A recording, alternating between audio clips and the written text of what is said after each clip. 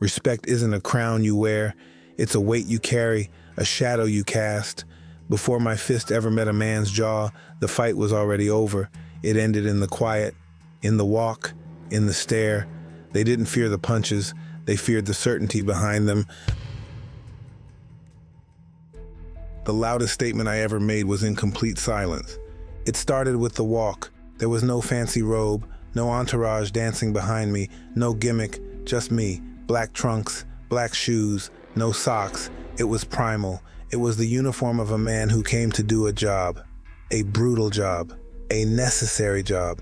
I wasn't there to be a personality. I was there to be a conclusion. Every step from the tunnel to the ring was a drumbeat. It was a funeral march for the man waiting for me. The crowd would roar, but I could hear the silence underneath it. The quiet fear, the collective intake of breath. They weren't just cheering for a fight. They were witnessing an execution. Respect isn't about the cheers, it's about the hush. I'd climb through the ropes. The canvas felt like home. The corner felt like my throne. I'd pace, a caged tiger. I wouldn't look at my opponent yet. Let him look at me.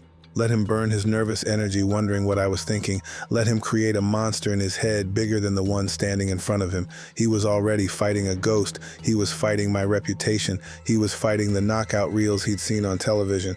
By the time he was fighting me, he was already exhausted. Then the referee calls us to the center. That's when the real work began. The stare. My eyes were the first punch. I didn't look at them with anger. Anger is an emotion. Anger is a weakness. I looked through them. I looked into their soul to see what they were made of. I wanted to find the part of them that was already broken, the part that doubted, the part that was already looking for a soft place to land. And I always found it. You see a man's whole life in his eyes in that moment. You see his childhood. You see his wife at ringside. You see his fear of being embarrassed in front of the world, and you have to be willing to destroy it all. Cus D'Amato taught me that. He said, the hero and the coward both feel the same thing. They both feel the fear. The hero just uses it. I learned to be a master of fear, my own and theirs. I would stare, unblinking. My face was a stone mask, a monument to violence. There was no emotion, just intention, cold, hard, final. I watched them crumble, not all at once.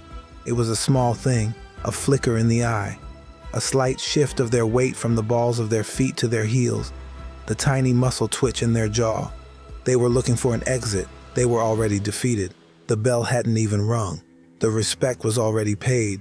It wasn't a deposit of admiration. It was a tax of terror. They gave it to me because they knew I was willing to go to a place they weren't, a place where pain didn't matter, a place where only the objective remained. I remember the fight with Trevor Berbick. He was the champion. He tried to stare me down. He tried to intimidate me, but he was playing my game. He was on my territory. I just stood there, immovable, a void, and I saw it. I saw him break. He looked away first. In that moment, I owned him. I owned the belt. The 20 minutes in the ring were just a formality. The fight was won in 10 seconds of silence. The media would write about it. They'd call it the Tyson aura. They'd say fighters were beaten before they ever got in the ring. They were right, but it wasn't magic. It wasn't an aura, it was a projection of will. It was the silent scream of every hour spent in the gym, every drop of sweat, every tear of pain shed under Cus's watch. He built me into a weapon, and weapons don't need to talk. Their purpose is understood just by looking at them. People think respect comes from being liked. That's not respect, that's popularity. Respect is a form of acknowledgement. It's the world admitting you are a force it must reckon with. It doesn't have to like you, it doesn't have to agree with you. It just has to accept that you are real, that you have power. And power, true power, doesn't need to announce itself. It's felt. It's the change in the air when you walk into a room. It's the words that go unsaid. The loudest applause I ever received felt empty compared to the deafening silence that fell over an arena when I stepped through the ropes. The applause was for the show. The silence was for the man. The silence was respect. Pure, unfiltered, real. It was the only language I ever needed. Talk is cheap. It's the currency of cowards. Every fighter I ever faced had something to say. They'd stand at a podium. They'd talk to the reporters. They'd promise to expose me. They'd say I was all hype. They'd say they had the secret, the plan. They built themselves up with words. They tried to convince themselves they could win by talking about it. They were writing checks their bodies couldn't cash. I let them talk. Their words were just noise, wind. It meant nothing. Cuss taught me that. He'd bring me newspapers, show me the headlines. Look at what they're saying, Mike. They're trying to get in your head. But he wasn't warning me. He was teaching me. He was showing me that the world of words and the world of action are two different universes. In one, you can be anything you say you are. In the other, you are only what you can do. My conversation happened in the gym. It was a dialogue between me and the heavy bag, between my muscles and the weights. My vocabulary was the sound of my sneakers on the canvas, the rhythm of the speed bag, the grunt of 1,000 sit-ups. That's where I spoke my truth. It wasn't for the cameras. It wasn't for the headlines. It was for me. It was the process of forging the weapon. While my opponents were practicing their speeches, I was sharpening the blade. The media didn't understand me at first. They tried to put me in a box. They used their own words: thug, menace, undisciplined animal. They weren't respecting me. They were dismissing me. They thought I was just another kid from the street who got lucky with a powerful punch. They didn't see the science. They didn't see the student of the game who watched films of the old masters for hours. They didn't see the discipline it took to live the life Cuss laid out for me. Their words were a cage, so I broke the cage, one knockout at a time. The first round, the second round. Sometimes it only took seconds. My actions started to speak louder than their words. My fists became the editors of my story. They couldn't call me undisciplined when they saw the peekaboo style executed to perfection. They couldn't call me all hype when champion after champion fell. Their words had to change. They had no choice. The narrative shifted. Thug became the baddest man on the planet. Menace became dynamite. Animal became force of nature. I didn't ask them to change their tune. I forced them. I commanded their respect not by begging for it, but by making any other description of me look foolish. The evidence was there, lying on the canvas. My performance was so overwhelming, it shattered their vocabulary. They had to invent new ways to describe what I was doing. Of course, I used words too. I said things to sell tickets, to get under an opponent's skin. I'm going to eat his children. My power is discombobulatingly devastating. I was playing a part, the monster they wanted, the monster they were paying to see. But I knew those words were smoke. They were the thunder. The knockout was the lightning. One is noise, the other is the thing that burns the house down. The words created the fear. But the fear was only real because everyone knew the action was coming. The words were the trailer. The fight was the movie. And I always delivered on the ending. I see people today. They live their lives on the internet. They build their identities out of words and pictures. They argue, they boast, they posture, but it's all weightless. It's all air. There's no consequence. There's no action behind it. They demand respect for their opinions. They demand respect for their identity. They demand respect for their words they don't understand. Respect isn't given to the man who says he is a king. It is given to the man who builds a kingdom. My kingdom was the ring. My subjects were the men who dared to enter it with me. And my law was written with a pair of 8-ounce gloves. No debate, no argument, just a result, a fact. A man on his back looking up at the lights. In that moment, all the talk in the world fades to nothing. All the promises, all the boasts, all the articles and headlines, they vanish. The only thing left is the truth. Words mean little. The truth is in action. There are two versions of you. There is the man who walks into the room, and there is the idea of him that arrives before he does. That idea, that is presence. It's your reputation. It's your ghost. And for most of my life, my ghost was a monster. When I was champion, my presence was a weapon. It was cultivated. Ku started it. He knew the fight game was 90% mental. He built me into an enigma, a fighter with the ferocity of an animal, but who spoke about pigeons and philosophy. It was confusing to people. They couldn't categorize me, and what people can't categorize, they fear. Walking into a press conference was like parting the Red Sea. The chatter would die down. The reporters, these guys who made a living tearing people apart with their words, they'd sit up a little straighter. They'd choose their questions carefully. Their tone would change. It wasn't the kind of respect you give a politician. It was the kind of respect you give a loaded gun. They knew I was volatile. They knew I was real. They had seen the consequences of underestimating me play out on their television screens. This wasn't something I asked for. I never said, "You will respect me."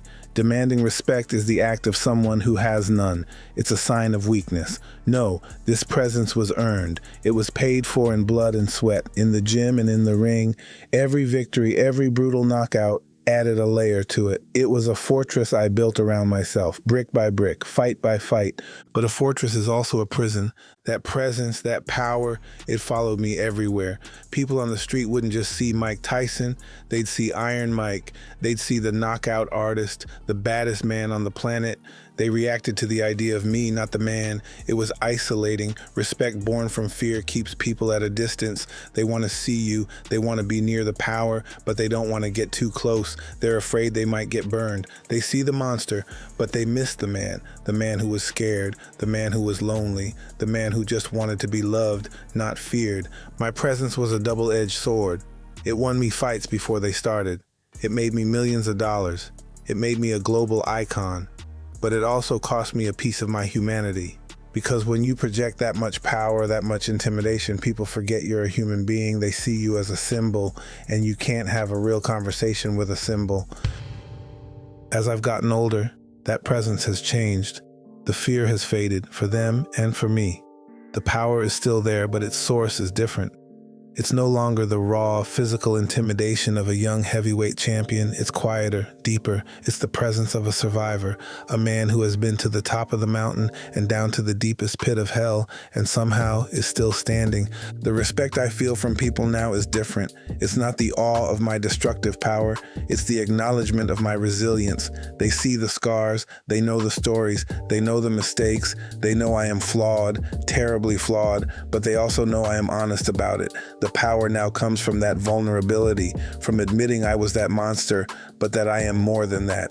The presence is no longer a projection of a character I was playing.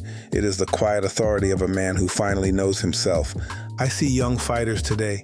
They try to manufacture a presence.